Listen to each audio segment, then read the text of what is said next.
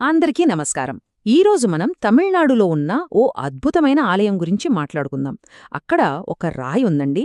అది మన కళ్ల ముందే సైజు మారుస్తుంది. అంతేకాదు, గాలి నుంచి నీటిని సృష్టిస్తుంది. ఇది కేవలం గుడి కాదు, విశ్వాసానికి, సైన్స్కి ఉన్న ఓ అద్భుతమైన బంధం. పదండి, ఈ వింతని చూసొద్దాం. ఒక రాయి మన కళ్ల ముందే సైజ్ మారడం ఎప్పుడైనా చూసారా? వినడానికి ఆశ్చర్యంగా ఉంది కదా, కానీ ఇది నిజం. దగ్గరికి వెళ్తేనేమో చిన్నగా కనిపిస్తుంది, అదే దూరం నుంచి చూస్తేనేమో పెద్దగా కనిపిస్తోందో శివలింగం. ఇదే ఈ ఆలయంలోని మొదటి అతిపెద్ద అద్భుతం. శతాబ్దాలుగా భక్తులని ఆశ్చర్యంలో ముంచెత్తుతూనే ఉంది. ఇప్పుడు చూడండి, గర్భగుడి దగ్గరికి వెళ్ళి నిలబడితే ఆ శివలింగం చాలా చిన్నదిగా కనిపిస్తుంది. అబ్బా, ఎంత వింత అనుభూతో తెలుసా అది! అసలు మనకు తెలిసిన సైన్స్కి అందనట్లనిపిస్తుంది. అదే కొంచెం వెనక్కి వచ్చి ధ్వజస్తంభం దగ్గర్నుంచి చూశారనుకోండి, అద్భుతం! అదే శివలింగం చాలా పెద్దదిగా కనిపిస్తుంది. ఇదేదో కళ్లమాయ కాదు, మన పూర్వీకులు ఆ గుడి కట్టినవాళ్ల తెలివితేటలకి ఇదొక మచ్చుతునక అంతే. సరే, ఇంతకీ ఈ మాయ చేసే రాయి వెనుక ఉన్న అసలు కథేంటో చూద్దాం. ఇది కేవలం సైజు మారడమే కాదు, ఇంకో అద్భుతాన్ని కూడా తనలో దాచుకుంది. ఆ ఈ రాయి కేవలం కళ్లను మాయ చేయడమే కాదు, గాలిలోంచి నీటిని కూడా సృష్టిస్తుందంటే నమ్ముతారా? అసలిదెలా సాధ్యం? దీని వెనకున్న సీక్రెట్ ఏంటంటే చంద్రకాంత కల్. ఇదొక చాలా అరుదైన రాయి, ఒక రకమైన మూన్ స్టోన్ అన్నమాట.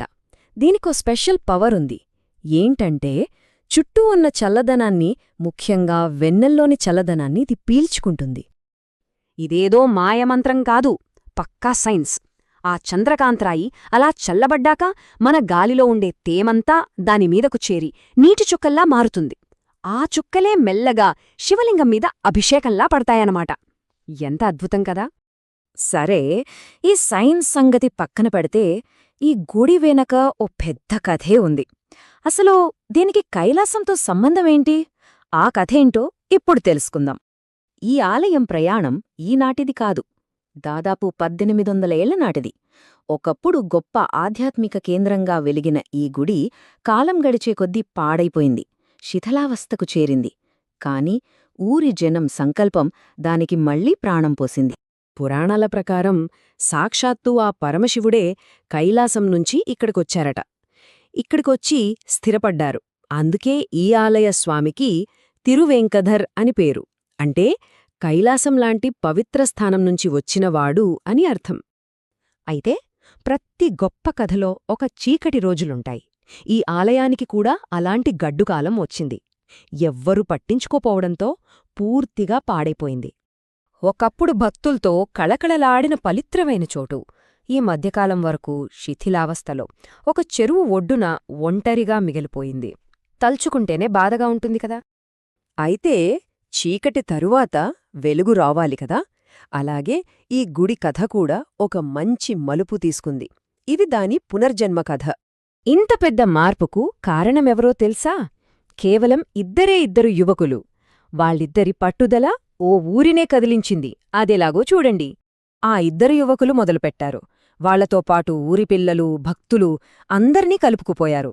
అందరూ కలిసి కష్టపడి ఆ పాడుపడిన గుడికి కొత్త ప్రాణం పోశారు. వాళ్ళందరి కష్టం వల్లే ఈరోజు ఆ గుడి మళ్ళీ వెలుగు చూసింది. ఇప్పుడు ఈ గుడి కేవలం పూజలు చేసే చోటు మాత్రమే కాదు, అది సమాజానికి సేవ చేసే ఓ కేంద్రం, ప్రజల విశ్వాసానికి ఒక గొప్ప ప్రతీక.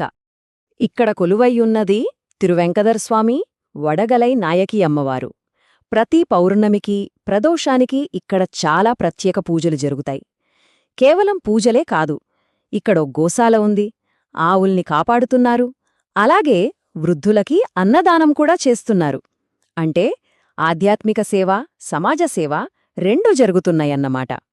అంతేకాదు, ఇక్కడ చాలా అరుదైన శిల్పాలు కూడా ఉన్నాయి. అవి మన చరిత్రకు నిలువుటద్దంలా నిలుస్తాయి.